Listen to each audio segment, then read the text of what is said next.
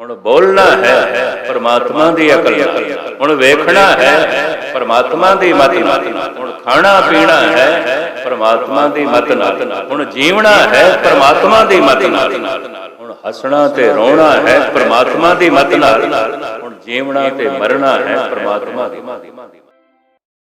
ਖਾਲਸਾ मेरो रूप है खास, खालसे मैं हूँ करूँ निवास। खालसा शब्द परशियन दा है। मुगल काल दे समय भारत विच राजसी भाषा परशियन सी, फारसी सी। जीवन दे हर खिते विच बकायदा इसदा असर सी।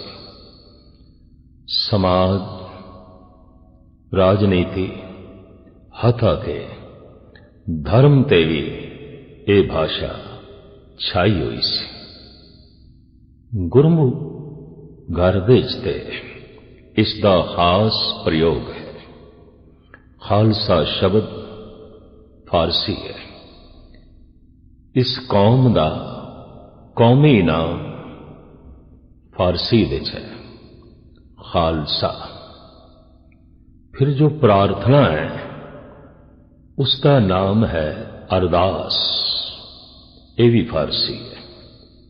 अर्ज़े दाश्त हाथ जोड़ के अर्जोई करनी, बेनती करनी, जोदड़ी करनी। धन गुरु गोबिंद सिंह जी महाराज दी अगम्मी बाणी जाप साहिब परशियन, अरबी, संस्कृत का महा संगम है और दुनिया विच भाषा के पक्ष तो जाप साहब एक अजूबा ही है, एक करिश्मा है कि दुनिया की 3 बिखड़ियां और खास भाषावां का संगम एक बाणी विच मिलता है, जाप साहब। और इस तो धन गुरु गोबिंद सिंह जी महाराज का भाषा का ज्ञान भी उजागर होंदा है कि वो अरबी के कितने महापंडित सन, फारसी के कितने बड़े ज्ञाता सन और संस्कृत का कितना वड्डा वो बोध रखते सन।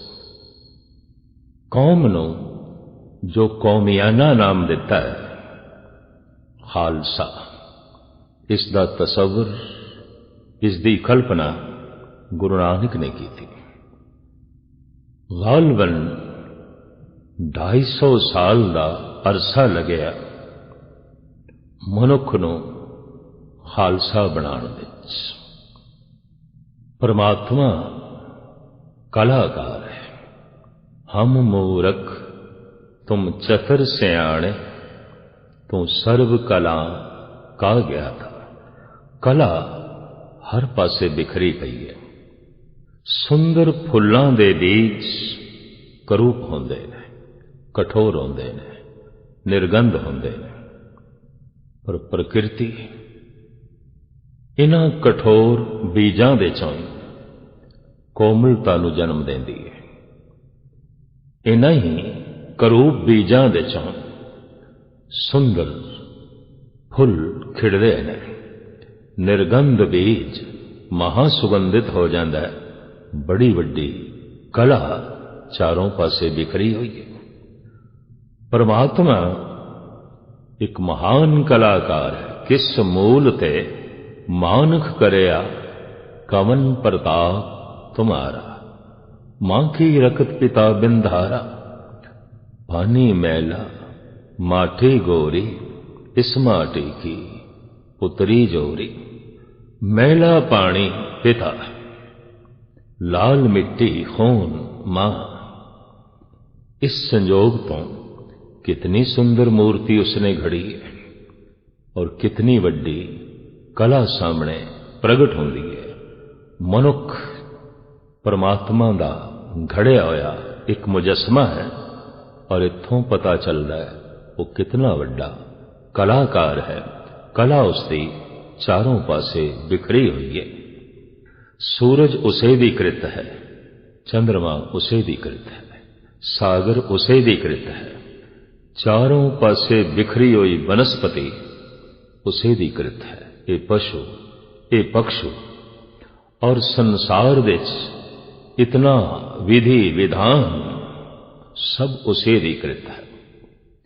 और कृत विच कला झलकदी पई है और कला विच कलाकार झलकदा है। साडे देश ने ठीक ही गिणती की है, जिस विच जितनी ज्यादा कला वो उतना ही परमात्मा दे निकट। गुरु ग्रंथ साहब जी महाराज विच बड़ी कीमती पंक्ति, 16 कला संपूर्ण फलिया, अनंत कला होए ठाकुर चढ़िया। द्वापर युग दे अवतारी पुरुष की तरफ इशारा है। हिंदू जगत विच कहंदे ने श्री कृष्ण पूर्ण अवतार ने, बाकी सारे अंसा अवतार ने, अंश मात्र, लेश मात्र, अंश मात्र। सारे अवतारां नूं अंसा अवतार आख्या गया है। और अंश तो मुराद कोई एक कला, कोई 2 कला, कोई 3 कला, कोई 4 कला रखता है, किसी को अद्धी कला है। पर द्वापर युग दा ये अवतारी पुरुष श्री कृष्ण ये अपने विच 16 कला रखते हैं। तो एक वाकई ये ते करामात है, देखने दे चाया है। जो चोटी दा कवि है, जो महान शायर है, वो महान संगीतकार नहीं होता।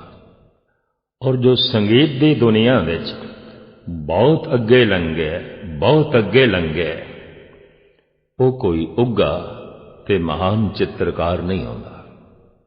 और जो महान मुसव्वर है, चित्रकार है, ते चित्रां दे जिस ढंग नाल रंग भरदा है, जान भरदा है कि उहदे चित्र वास्तविकता दा रूप पेश करते हैं, ऐसा चित्रकार बाकी हर पक्ष तो पछड़िया होया हुंदा है।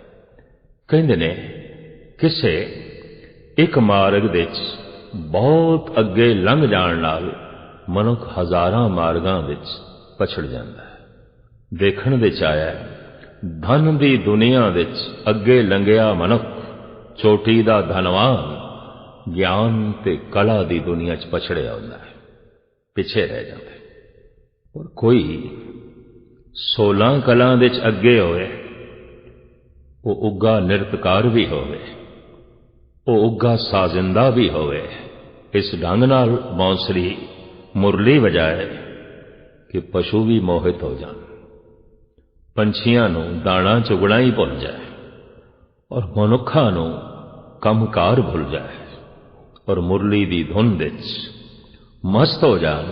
ऐसा साजिंदा, ऐसा गीतकार, ऐसा नृतकार, और वो फिर राजनीति का पंडित भी होवे, वो फिर अपने अंदर रब्बी फिलसफा भी रखदा होवे गीता दे रूप विच, महागीता दे रूप विच।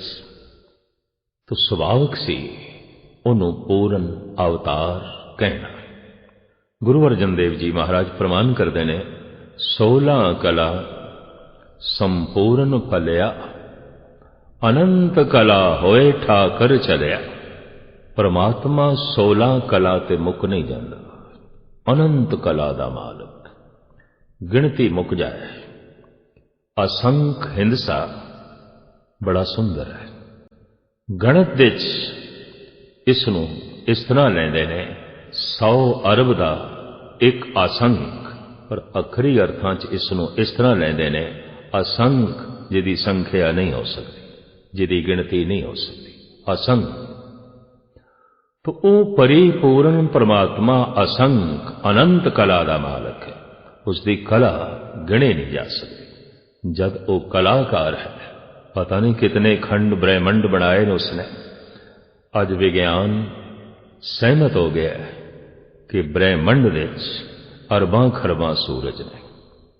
गुरु अर्जन देव जी महाराज कोट जले प्रभु दी देही विच अनंत सूरज ने, अनंत ससी ने, अनंत ग्रह नक्षत्र ने।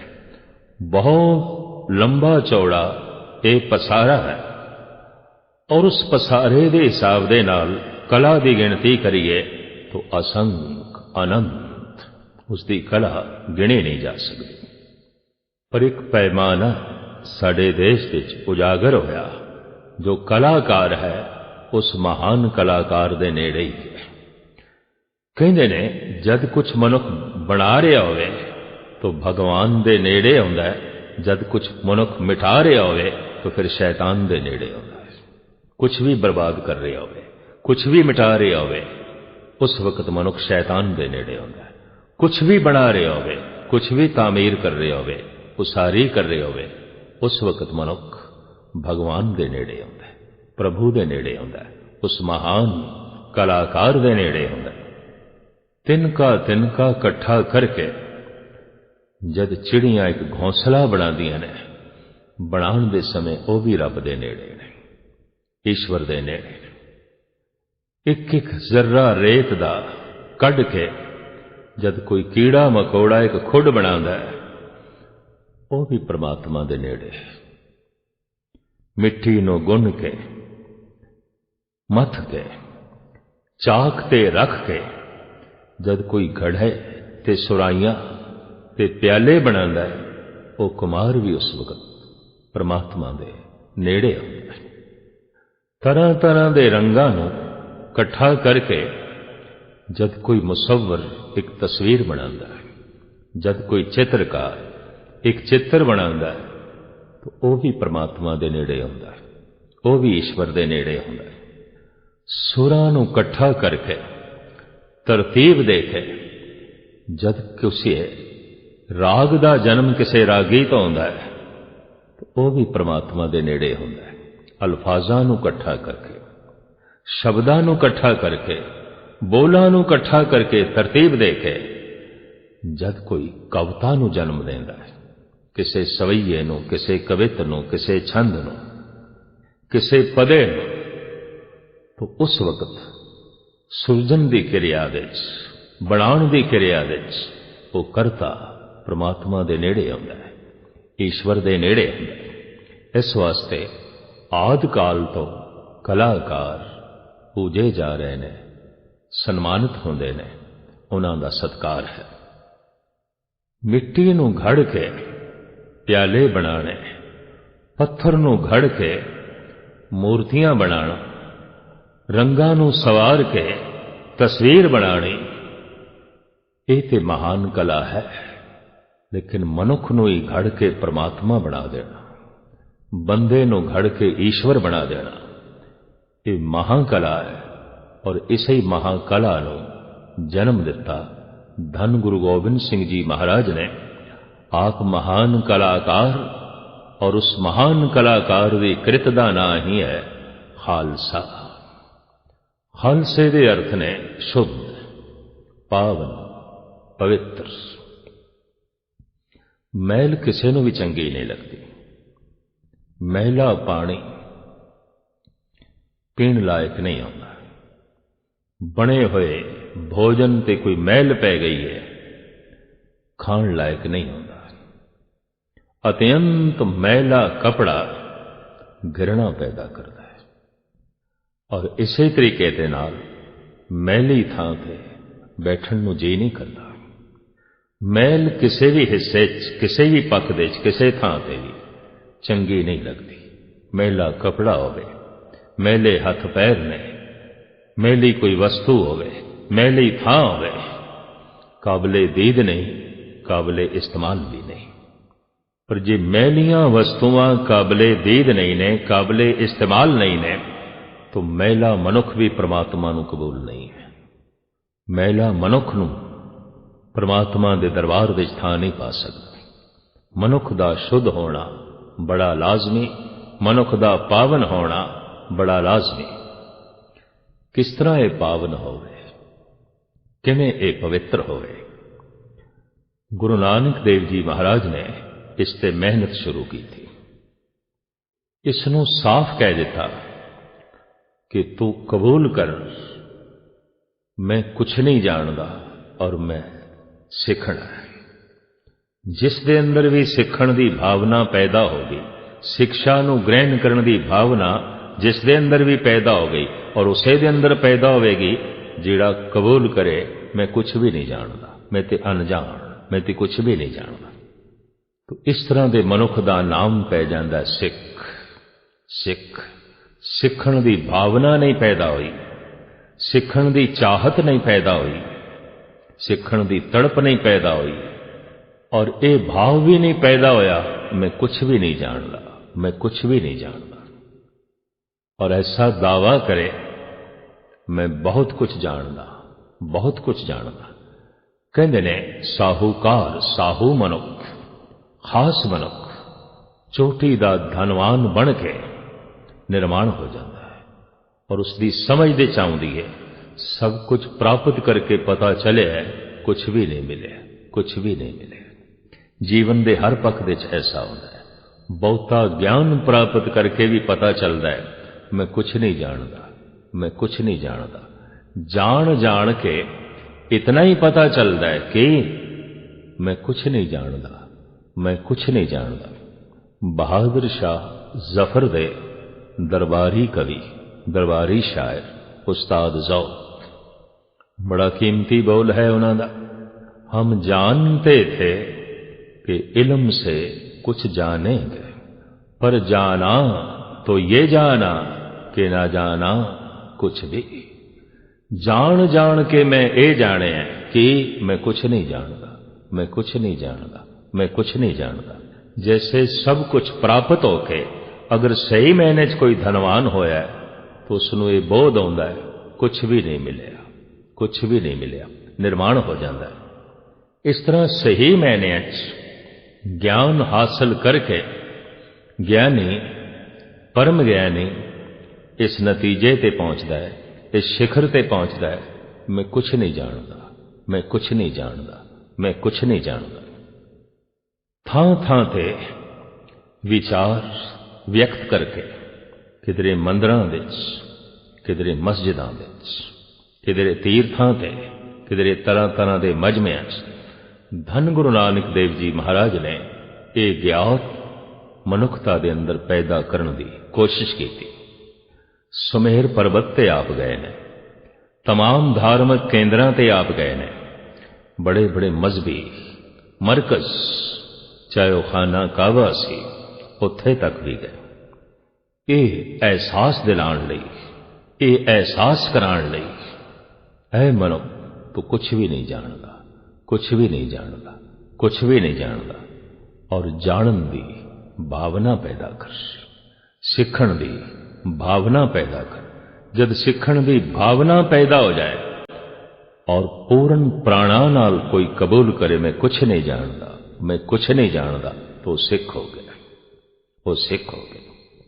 इस तरह के सिखी के स्वरूप नूं संवारदे रहे, शिंगारदे रहे, तरह तरह के वस्त्रां दे नाल, तरह तरह के गहणियां नाल गुरु नानक दे 9 स्वरूप। संवर गया सिख, शिंगारिया गया सिख, ये महादानी हो गया, ये महाज्ञानी हो गया, ये प्रेम का सागर बन गया, ये निर्वैरता की मूर्ति बन गया, ये निर्भयता का मुजस्मा बन गया, ये दया की तस्वीर बन गया, ये प्रभु भावनावां की मूर्ति बन गया। जब इस तरह की मूर्ति सामने आई धन गुरु गोबिंद सिंह जी महाराज ने, तो फिर आपने इसको फ्रेम करके नाम दिता खालसा। खालसा शुद्ध, पावन, और खालसे की व्याख्या इंज कर दी, जागत जोत जपै निसबासर, एक बिना मन नैक न आने, पूरन प्रेम प्रतीत सजे, व्रत गोड़ मड़ी मठ भूल न माने। पूरन प्रेम दे सारा ब्रह्मंड आ जाता है। प्रेम सुकड़ सुकड़ के पुत्र ते टिक गया तो मोह है, प्रेम दा विस्तार रुक के संकीर्ण हो गया, पत्नी ते टिक गया तो मोह है, मां ते टिक गया तो मोह है, पिता ते टिक गया मोह है। जो मेरा है वही चंगा लगता है, दूसरा नहीं, उसे नूं मोह कहंदे ने। मोह मेरा, मेरा मोह। जो मेरा है उसे नाल ही मोह है, जिस नाल मोह है वो मेरा है। ये मेरा पुत्र है, ये मेरी पत्नी है, ये मेरा पति है, ये मेरा पिता है, ये मेरी मां है और ये मेरा मित्र है। मोह, ये सारा ब्रह्मंड मेरा है, ये सब मेरे ने। सबको मीत हम आपन कीना, हम सबना के साजन। दूर पर आयो मन का बिरहा, तो मेल कियो मेरे राजन। ये प्रेम है। मोह ग्रसिया मनुख मैला होवेगा। अपने पुत्र दा भला मन सकदा है, पड़ोसी दे पुत्र दा नहीं। ये अपने परिवार दा भला मंग सकदा है, बाकी परिवारां दा नहीं। ये अपना भला मंग सकदा है, दूसरे दा नहीं। प्रेम दे विलीन मनुख वो ते सरबत दा भला मंगेगा। नानक नाम चढ़दी कला, तेरे भाणे सरबत दा भला। प्रेम तो बिना हृदय की शुद्धि नहीं हो सकती।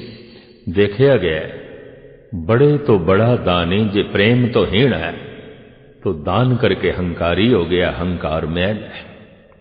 बड़े बड़े ज्ञानी मैले देखे गए हैं, बड़े बड़े दानी बेईमान देखे गए हैं, बड़ी बड़ी सेवा करने वाले कठोर देखे गए हैं, बड़े बड़े परोपकारी दुराचारी देखे गए हैं। हैरानगी, परोपकारी ते दुराचारी नहीं होना चाहिए, दानी ते बेईमान नहीं होना चाहिए, ज्ञानी ते कपटी नहीं होना चाहिए। गुरबाणी भी कह रही है, हृदय कपट मुख ज्ञानी, झूठे कहां बिलोवस पानी। कपट ते फिर ज्ञान, ये पानी का रिड़कना है। और पानी नूं मंथन करन दे नाल मक्खण की प्राप्ति नहीं होती। प्रेम हृदय नूं शुद्ध कर देंदा है, पावन कर देंदा है। ज्ञानी का हृदय मैला हो सकता है, दानी का हृदय मैला हो सकता है, परोपकारी का हृदय मैला हो सकता है। प्रेमी का हृदय तो शुद्ध होता है, पावन होता है। जिस नाल प्रेम होवे उस तो सदके होण नूं जी करदा है, उस तो कुर्बान होण नूं जी करदा है। और जिस नाल दुश्मनी होवे उसदा खोण नूं जी करदा है। प्रेम है तो जी करदा है इसनूं सुख दे दईए, आराम दे दईए, सन्मान दे दईए। ते जे किधरे लोड़ पै जाए तो इसनूं अपनी जिंद जान दे दईए। पर जे दुश्मनी है, घृणा है, तो खोण नूं जी करदा है। इहदी इज्जत खो लईए, इहदी धन संपदा खो लईए, इहदी मान मर्यादा खो लईए, और मौका लग जाए तो इसकी जिंद जान खो लईए। प्रेम इते कुर्बानी देन ते मजबूर करता है। और प्रेम तो बिना हृदय की शुद्धि नहीं। खालसा पूर्ण प्रेम प्रतीत सजे, व्रत गोड़ मड़ी मठ भूल न माने। खालसे की साजना करके इनू धन गुरु गोबिंद सिंह जी महाराज ने कहा, मेरा अपना रूप है और खास रूप है और भगवंत रूप है, परमात्मा का रूप है। तदी ते खालसे नू सजदा कीता है गुरु गोबिंद सिंह ने। तदी ते खालसे नू कहंदे ने, खालसा मेरो सतगुरु पूरा। इतनी महिमा, इतनी वडियाई, इतना सन्मान, ये कोई अतकथनी नहीं है। ये कोई गल वधा के नहीं बयान की जा रही, क्योंकि गल वधा के बयान की जाए तो खुशामद होती है, गल घटा के बयान की जाए तो निंदा होती है। हाल से भी गल वधा के नहीं बयान कर रहे, ठीक कह रहे हैं। हाल शुद्ध, ये प्रेम तो बिना मनुख हो नहीं सकता। ते प्रेम परमात्मा का रूप है। महाकवि तुलसी कहते ने, प्रेम हर को रूप है, त्यों हर प्रेम स्वरूप। एक होए द्यों यों मिले, ज्यों सूरज अर्धूप। जिवें रोशनी सूरज है, सूरज रोशनी है, प्रेम परमात्मा है, परमात्मा प्रेम है। कलगीधर पिता कहते ने, जत्र तत्र दिशा विसा होए फैलियो अनुराग।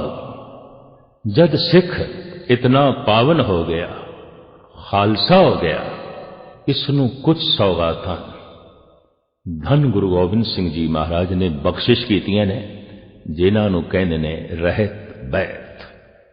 कुछ मानसिक रहत है, कुछ शरीरक रहत है, और ये रहत जिस कोल है उसने ही मेरे पातशाह ने कह दिता, रहनी रहे सोई सिख मेरा, ओ साहिब मैं उसका चेहरा।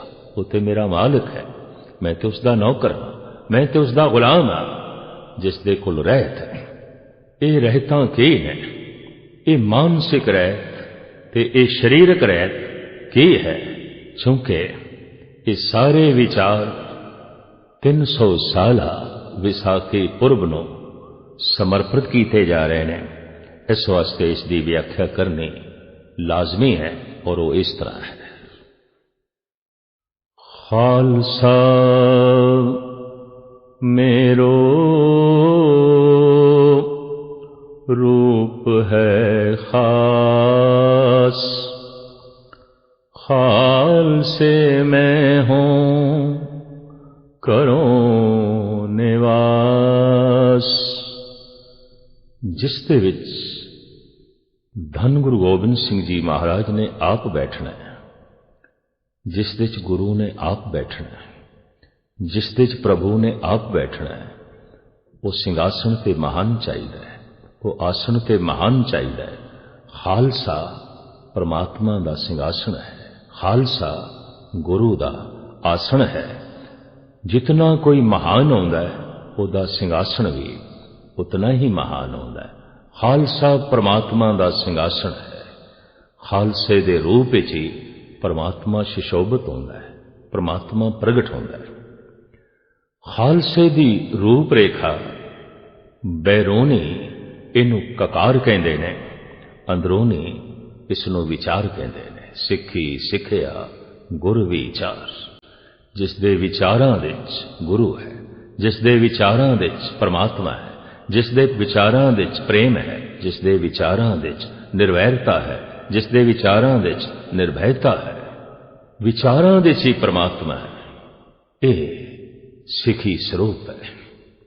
पर ककार विच वो कड़ा है, ककार विच वो कछहरा है, ककार विच वो केस है, ककार विच वो कंगा है, और ककार विच वो कृपान है। भाई साहब भाई नंदलाल जी का एक कीमती बोल, निशाने सिखी ई 5 हरफ काफ। पंजाबी का जो कक्का है, जो इंग्लिश का के है, अरबी फारसी उर्दू दे उसनूं काफ कहंदे ने, काफ। निशाने सिखी ई 5 हरफ काफ, के हरगिज ना बाशद ई 5 माफ। सिखी दियां निशानियां 5 काफ दे हरफां विच बंद ने। ये 5 काफ केड़े ने, 5 कक्के केड़े ने, 5 के केड़े ने? कड़ाकार दो काच कंगा बिना, बिना केस हेच अस्त ए जुमला निशान। कड़ा है, कछहरा है, कृपान है, कार दो कृपान है, कंगा है। और अगां का इस जो है बड़ा सुंदर बखान कर देने नंदलाल, बिना केस हेच अस्त ए जुमला निशान। केसां तो बिना बाकी 4 जुमला निशानियां प्रवान नहीं। कड़ा है, केस नहीं, ये खालसा नहीं है। कछहरा है, कृपान है, केस नहीं, ये खालसा नहीं है। कंगा रखे हुए चारे दे चारे ककार रखे ने, पर केस नहीं, ये मनुख है। किसे होर संप्रदा दा भगत गुणी ज्ञानी हो सकता है, कम से कम ये खालसा नहीं है, ये सिख नहीं है। बिना केस हेच अस्त ए जुमला निशान।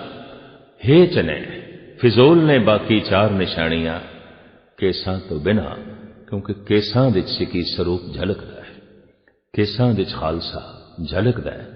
जैसे शीशे दी तस्वीर झलकदी है, केसां दे दर्पण विच ही खालसे दा रूप झलकदा है ते प्रगट होंदा है।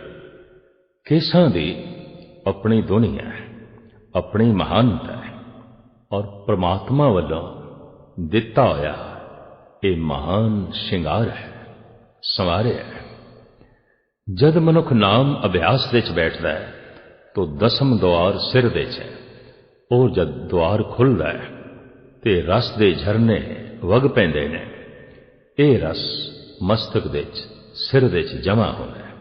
ये रस छेती खारिज ना हो जाए, निकास ना हो जाए, चला ना जाए, काफी समय तक बनिया रहे। जैसे कोई मिठी चीज मनुख ने खाधी है, 1 मिनट 2 मिनट के मुंह दे च मिठास रहिंदी है। जैसे कोई सलूणा पदार्थ मनुख ने चखिया तो बाद दे छकण तो बाद भी 1 मिनट 2 मिनट मुंह दे सलूणापण ते रहिंदा है। जैसे किसी ने नाम जपिया है, महारस माणे है, वो महारस कुछ समय तक ते रहिंदा है, पर ज्यादा समय तक रवे केस मदद कर देना। पर केसां दे चों भी वो शक्ति, वो रस निकल ना जाए तो दस्तार मदद कर दी, ये पग मदद कर दी है। इस वास्ते बाकी जो कपड़े असी पहने ने समाजिक है, दस्तार समाजिक नहीं है, धार्मिक है। पजामा पहने या पैंट पहनी है, कुर्ता पहने या शर्ट पहनी है, कुछ भी जिस्म ते धारण किया है, या किसी बीबी स्त्री ने तन ते जो भी धारण किया है, सब समाजिक है। मस्तक दी दस्तार ते धार्मिक है।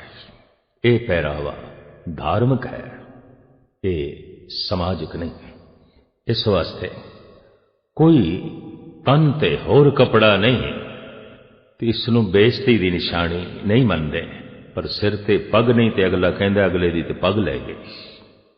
कोई ऐसा थोड़ी कहंदा अगले दी जो है जुत्ती रह गई, अगले दा चोला रह गया, अगले दा पजामा नहीं है, अगले दी पग नहीं है, पग लै गई। पग इज्जत है, पग धर्म है, पग अणख है, पग गैरत है, पग रस है। इहदे च ही सारा रस है। यही कारण है आदि काल तो वेद पाठी सिर दे उत्ते एक बहुत वड्डा पगड़ बन के ही वेदां दा पाठ करते सन। नंगे सिर कोई नमाजी नमाज नहीं पढ़ता। और मोहम्मद साहब अपने सिर ते बहुत सुंदर दस्तार सजांदे सन। और दस्तार शब्द अरबी दा है, ये उन्हां ही देशां तो इत्थे शब्द आया। इत्थे पगा कहंदे ने, अरबी दे दस्तार कहंदे ने।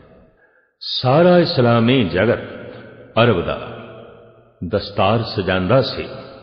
वक्त दे नाल नाल ब्राह्मणां दे सिर ते भी दस्तार नहीं रही, पगा नहीं रहा, तो मुसलमानां दे सिर ते भी दस्तार नहीं रही। कहंदे ने सोना चांदी हीरा मोती घर दे च बहुतात दे च होवे तो सेफ दी लोड़ पै जाती है, रखण वास्ते तिजोरी दी लोड़ पै जाती है। पर है ही नहीं कुछ तो फिर तिजोरी दी लोड़ नहीं। मस्तक रस नाल भरिया होवे, रूहानियत नाल भरिया होवे तो केसां दी लोड़ है, पग दी लोड़ है। सिर ही खाली है, सिर दे च ही कुछ नहीं, तो फिर कुदरती गल है केसां दी लोड़ महसूस नहीं होवेगी, दस्तार दी लोड़ महसूस नहीं होवेगी। जिस सिर दे च कुछ है वो ते केस नाल और दस्तार नाल प्यार पांदे ने। केस रब्बी सोपण भी ने। देखदे हां असीं बबर शेर नर शेर, उदी गर्दन दे भरमे वाल उसदे सामने शेरनी बिल्कुल फिक्की लगदी है, बिल्कुल फिक्की लगदी। मोर दे सामने मोरनी बिल्कुल फिक्की लगदी है। लंबे लंबे पंख मोर दे ये ते शिंगार है। कहंदे ने मदीन तोती दे सामने नर तोता अति सुंदर है, अति सुंदर है। मुर्गे दे सामने मुर्गी बिल्कुल फिक्की है। भरवी गर्दन कलगी उच्चा सिर जो मुर्गे कोल है ये मुर्गी कोल नहीं है। प्रकृति दे च निगाह मारिए पंछियां दी दुनिया च, पशुआं दी दुनिया च नर ज्यादा शिंगारिया है। जिहड़ा शिंगार कुदरत ने शेर नूं दिता है, मोर नूं दिता है, होर पंछियां ते पशुआं नूं दिता है, वही शिंगार दाड़े दे रूप विच, केसां दे रूप विच परमात्मा ने पुरुष नूं दिता है। मनुखता दे चों पुरुष नूं दिता है। सिर दे केस ते इस्त्री दे भी हन, मुखड़े दा दाड़ा नहीं। मुखड़े दा दाड़ा शिंगार है और एक कीमती शिंगार है। शेर ने ते कदी नहीं चाया होवेगा मेरी गर्दन दे ये वाल कोई कट दे। मोर दी आत्मा विच कदी ये उमंग नहीं पैदा हुई होवेगी कि मेरे सारे पंख कोई कट देवे, पर मनुख ते आप ही नाई दी दुकान ते बैठ के दाड़े नूं कट के परे करदा है। जिस दी दाड़ी आवे ना उन्होंने कहते खोदा, ये खोदा है, बुरा मनते हैं भी दाड़ी नहीं उगती। 25 साल का हो गया, 30 साल का हो गया, मुखड़े ते दाड़ी आउंदी नहीं, केस आउंदे ही नहीं, वाल निकलते ही नहीं, उन्होंने कहते ने खोदा। खोदा बंदा अक्सर दवाइयां की तलाश चाहता, कोई ऐसी दवाई मिले मुखड़े ते दाड़ी आ जाए। हैरानगी की गल है, मुखड़े ते दाड़ा ना आवे, मनुख दवाई लभदा है, ते दाड़ा आ जाए फिर नाई लभदा है। चैन नहीं, प्राणा विच मंगते है, दाड़ा आवे, दाड़ा आवे। लेकिन बनी संस्कृति कहते ने विपरीत दी कशिश, पुरुष दे अंदर स्त्री दी कशिश, स्त्री दे अंदर पुरुष दी कशिश। पुरुष दी ये मंग, काश मैं स्त्री वर्गा होवां, मेरा मुखड़ा, और स्त्री दी ये मंग, काश मैं पुरुष जैसी होवां। यही कारण पुरुषां जैसे कपड़े पावेगी, पुरुषां जैसे व्यवहार करेगी। कद दे परिपूर्ण परमात्मा ने स्त्री नूं पुरुष नालों छोटा बनाया है, तो उच्ची एड़ी दे सैंडल पहन के बराबरी करने की कोशिश करेगी, पुरुष बनने की कोशिश। अगर चंबेली गुलाब बनने की कोशिश करे तो चंबेली गुलाब ते नहीं बन सकेगी, चंबेली चंगी चंबेली भी नहीं बन सकेगी। अगर कमल दा फुल चंबेली बनने की कोशिश करे तो कमल दा फुल चंबेली ते बन नहीं सकेगा। हाँ, वो सुंदर कमल बनन तो भी रह जाएगा। अगर पुरुष ने स्त्री बनने की कोशिश की थी, कितनी भी कोशिश करे, स्त्री ते हो नहीं सकेगा, चंगा पुरुष भी नहीं बन सकेगा। और स्त्री ने अगर पुरुष की नकल की थी तो पुरुष ते बन नहीं सकेगी, वो जो चंगी स्त्री बन सकती सी वो भी नहीं बन सकेगी। तो मुखड़े दा दाड़ा परमात्मा की तरफों मिलिया होया एक महान श्रृंगार है, और धर्म की ये आद काल तो निशानी चली आ रही है। राजे जनमेजे दे समय ब्राह्मणों नूं जो सजा दी गई सब तो वड्डी, 18 ब्राह्मण उसने खुद कतल किए सन, क्योंकि उसकी महाराणी का मजाक उड़ाया सी। कलगीधर पिता ने ते कृष्णा अवतार दे सब कुछ लिखे है, लेकिन महाभारत का भी ये लंबा चौड़ा प्रसंग है। प्रथम बांध के सबके मूंड मुड़ाए, पुनर एडुआ सीस ताके लगाए। उन्हां 18 ब्राह्मणों के नाल जो बाकी ब्राह्मण बैठे सन, जनमेजे का हुक्म इन्हों सजाए मौत नहीं देनी, ये छोटी सजा है। तो मौत की सजा तो वड्डी सजा केड़ी हो सकती है? हुक्म कीता फौज नो, प्रथम बांध के सबके मूंड मुड़ाए, इन्हां दे सिर मुंड दे, बस यही सजा है। ये सजा मौत नालों भैड़ी मनी गई। और जनमेजे का कहना सी मौत की सजा कोई सजा नहीं, जल्दी खत्म हो जाएंगे। नहीं, केस मुन दो, मुंडन कर दो। और केसां नूं मुन के हुक्म कीता, ये जिन्हां दा मुंडन होया है मेरे राजपाठ दे च नहीं रह सकते। तो जनमेजे दा राजपाठ छड़ के जदे दूजे रजवाड़ियां च गए तो अगलिया ने पूछया, तुसी कौन? ब्राह्मण, तुहाडे सिर दे केस किथे गए? तो एक झूठ बोलिया, मां गुजर गई है, तो वैदिक रीति के मुताबिक सिर का मुंडन कराना सी। किसी ने कहा पिता गुजर गया, तो सोग करके मुंडन कराना सी वैदिक रीति के मुताबिक। हुण भी जो बिल्कुल रोड मोड़ होके घरों बाहर आवे, अगले समझते हैं या तो मां गई इसकी या पिता गया, ये सिर का कोई साया चला गया। अज भी सोग की निशानी। दरअसल जनमेजे ने जेड़ी सजा ब्राह्मणों नूं दिती, ब्राह्मणों ने ओही सजा सारे भारतवासियों नूं दे दी। और इस तरह सारे ही सोग का चिन्ह बन गए, मस्तक खाली हो गए, सिर खाली हो गए। केस एक ऐसी तिजोरी ने जो नाम दे रस नूं समेट के रखते हैं। यही कारण है कि प्राणा दे ते साडे हिंदू वीरां दे ये ख्याल है, ये संस्कार ने, ये धर्म की रूपरेखा है। ये धार्मिक स्वरूप है। तदी ते जद रामलीला आउंदी है तो फिर राम दा जूड़ा चाहिए, विश्वामित्र दी दाड़ी चाहिए, विशिष्ट जी दी दाड़ी चाहिए। ये गल वखरी है, बाजार तो नकली जूड़े खरीद के, नकली दाड़ियां खरीद के विशिष्ट बनाया जाता है, विश्वामित्र बनाया जाता है, श्री राम दा जूड़ा बनाया जाता है। ये मान खालसे कोल है। साडे सिर ते जूड़ा राम वर्गा है, साडे मुखड़े ते दाड़ी विश्वामित्र जैसी, विशिष्ट जैसी। ये ऋषि मुनियां दा स्वरूप, ये अवतारां दा स्वरूप, ये धर्म दी रूपरेखा।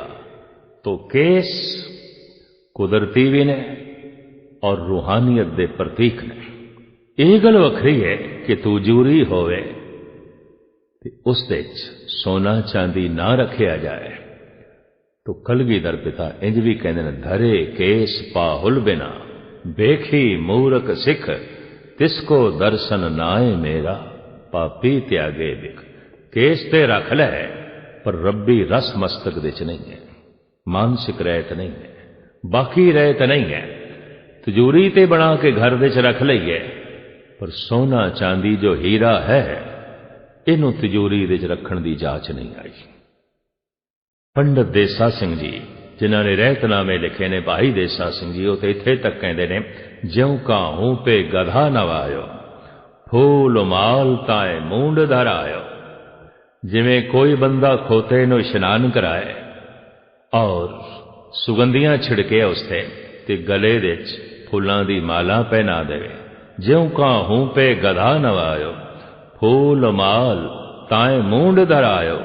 तैकी करता की शोभा नाई, हासी होए होत जगवाई। जगत दिच हासा ही होवेगा, ले खोते नो इशनान कराया ते फुल्लां दी माला पहनाई। तो भाई देसा सिंह जी कहना की चाहते ने, अगां चल के कहते ने, तिम कुरतियन केस रखाए, कहो कैसे ओ स्वभाव। कुरतिया ना मानसिक रहत, ना जप, ना तप, ना बाणी दा पाठ, ना बाकी रहत, सिर्फ केस रखे ने।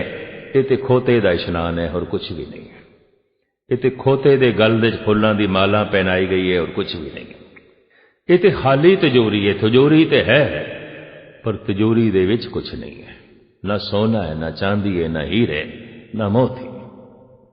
लेकिन एक धर्म दा प्रतीक, धर्म दा रूप, ऐसी तिजोरी जिस दे च रब्बी नाम दा रस रखिया जा सकता है संभाल के। और एक केस उसकी हिफाजत कर देना, उसकी जो है रक्षा कर देना। यही कारण है आद काल तो धार्मिक स्वरूप केसाधारी, केसां दी रूपरेखा दे विच। अगां चलिए, कंगा केसां दी सफाई हित है और सिर दी किसी हद तक मसाज हित है। बार बार कंगा फेरना, एक ते केस तरतीब दे च रहिंदे ने, एक मस्तक दा थकेवा भी लै जांदा है। बहुत सोचदा रहा किधरे मस्तक तो थक जाएगा, जिवें चलदियां चलदियां पैर थक जांदे ने, करदियां करदियां हथ थक जांदे ने, बोलदियां बोलदियां कंठ थक जांदा है, वेखदियां वेखदियां अखां थक जांदियां ने, सोचदियां सोचदियां मस्तक भी थक जांदा है। थकेवा लाण वास्ते हर इंद्रिय दा अलग अलग विश्राम है। तो मस्तक दे विश्राम लई कंगे दा फेरना थकेवा लै जांदा है, मस्तक दा भार लै जांदा है। कंगा बकायदा ये कम करदा है, सिर्फ केसां दी तरतीब ही ठीक नहीं करदा, बल्कि मस्तक दा थकेवा भी ला देंदा है, सफुर्ती भी दे देंदा है, ताजगी भी दे देंदा है। कछहरा पड़दा है और किसे न किसे रूप विच सारे जगत ने धारण कर लिया, सारे जगत ने अपना लिया। इसकी अहमियत नूं महसूस कीता है, समझे। कड़ा तो एक प्रण है। अक्सर कोई काम करिए सज्जा हथ अगे आउंदा है और कड़ा ये याद दिलांदा है, तेरा हथ गुरु ने पकड़े है, तू गुरु दा हथ पकड़े है। ये कड़ा गुरु की निशानी है। किसी गलत काम नूं ये हथ नहीं पैने चाहिए, किसी गलत पासे ये हथ नहीं जाने चाहिए। किरपान अज दे तार्किक कह देंदे ने, ਐਟਮ ਬੰਬ ਦੇ ਜ਼ਮਾਨੇ ਵਿੱਚ ਹਾਈਡਰੋਜਨ ਬੰਬ ਔਰ ਇਸ ਤੋਂ ਅਗਾਂਹ ਵੱਧ ਗਈ ਹੈ ਸਾਇੰਸ। ਇੱਕ ਨਿੱਕੀ ਜਿਹੀ ਕਿਰਪਾਨ 6 ਇੰਚ ਦੀ 9 ਇੰਚ ਦੀ ਕੀ ਮਾਇਨੇ ਰੱਖਦੀ ਹੈ? ਇਸ ਦੀ ਅਹਿਮੀਅਤ ਕੀ ਹੈ? ਕੁਛ ਵੀ ਨਹੀਂ। ਪਰ ਕੌਣ ਦੱਸੇ ਇਹ ਕਿਰਪਾਨ ਲੜਨ ਵਾਸਤੇ ਤੇ ਮਾਰਨ ਵਾਸਤੇ ਨਹੀਂ ਹੈ। ਇਹ ਤੇ ਸਿਰਫ ਇੱਕ ਸਪਿਰਿਟ ਪੈਦਾ ਕਰਨ ਵਾਸਤੇ ਹੈ। ਅੰਦਰ ਭਾਵ ਬਣਿਆ ਰਹੇ ਕਿ ਮੈਂ ਸੰਤ ਵੀ ਹਾਂ, ਪਰ ਸਿਰਫ ਸੰਤ ਨਹੀਂ, ਸਿਪਾਹੀ ਵੀ ਹਾਂ।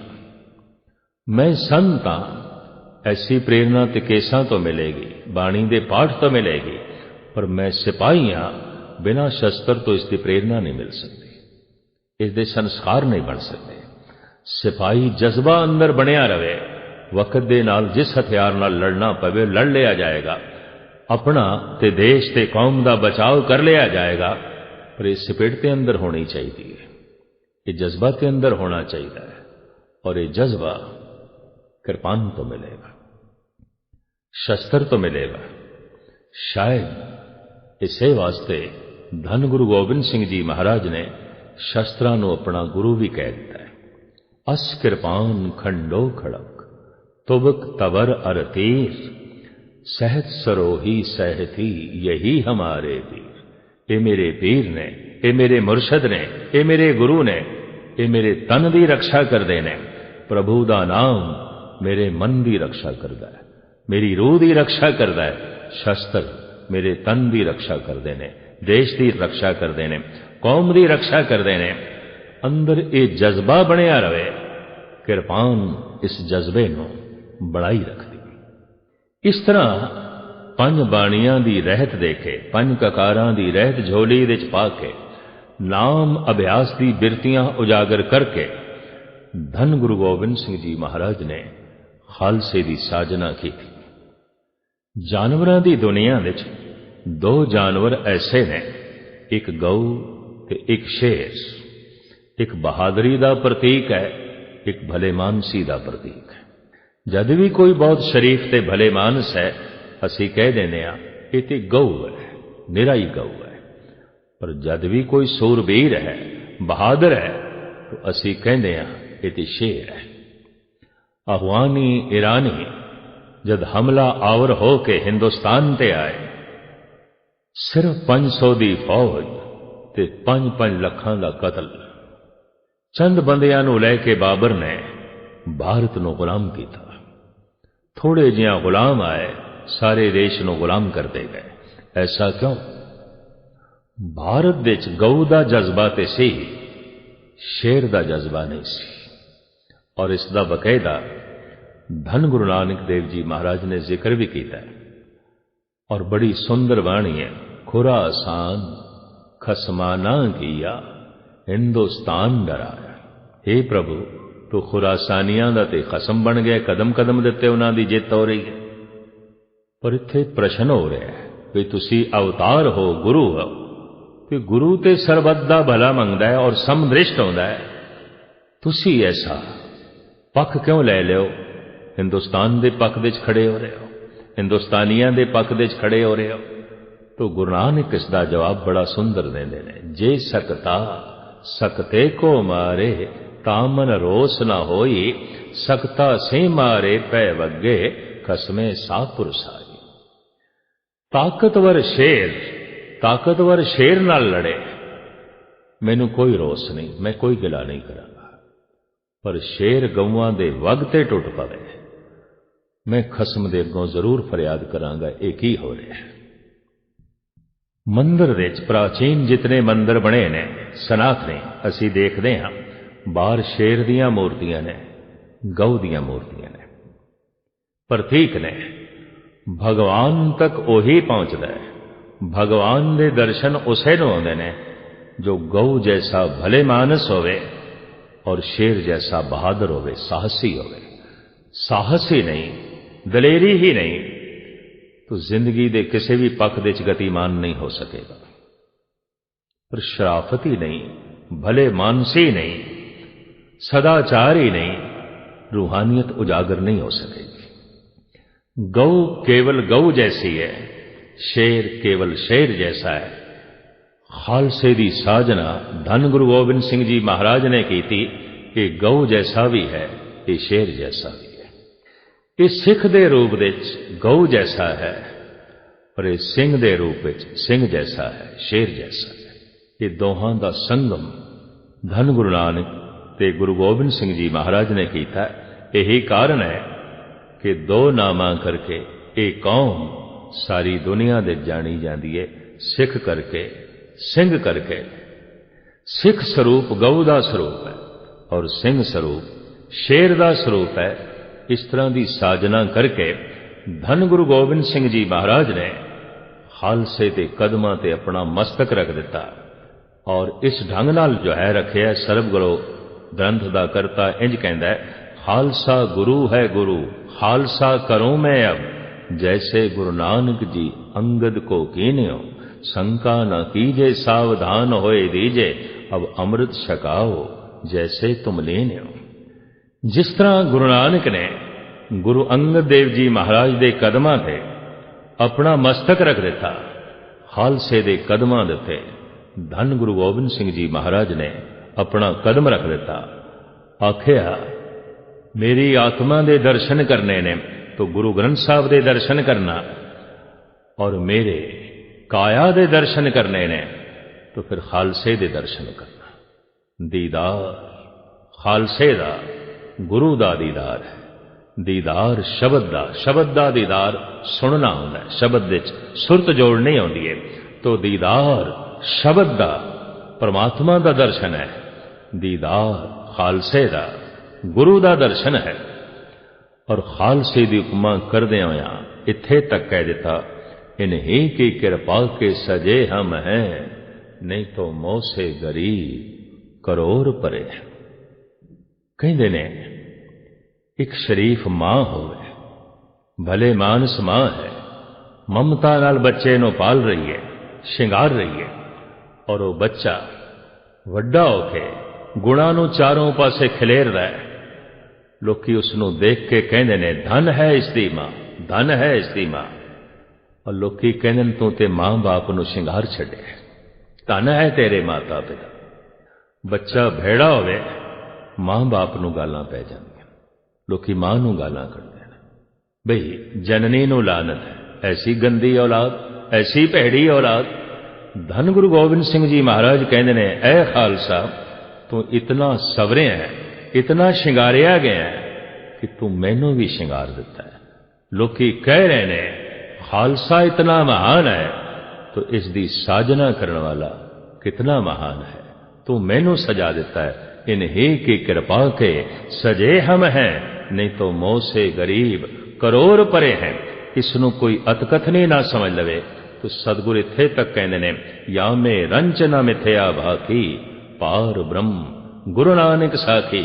मैं पार ब्रह्म गुरु नानक नूं साखी करके कहना, खालसा मेरा रूप है, खालसा प्रभु दा रूप है, खालसा मेरो रूप है खास, खालसे मैं हूं करो निवास।